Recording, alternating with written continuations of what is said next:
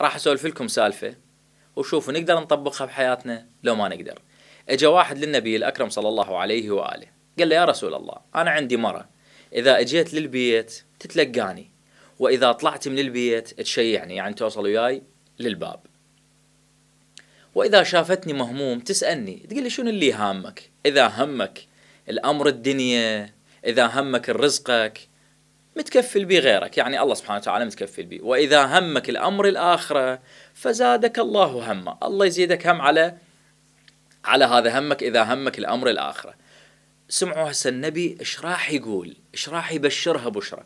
فقال رسول الله صلى الله عليه وآله بشرها بالجنة وقل لها إنك عاملة من عمال الله ولك في كل يوم أجر 70 نبيا، في كل يوم لك أجر 70 نبي.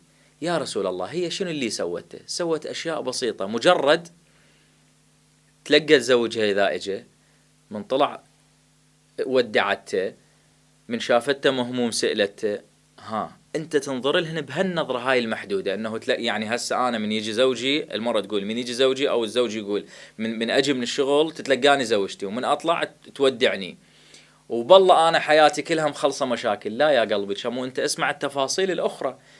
لما راح تقول له شنو اللي هامك، إذا مو لقلقة لسان، هذا يدل على أنها مؤمنة.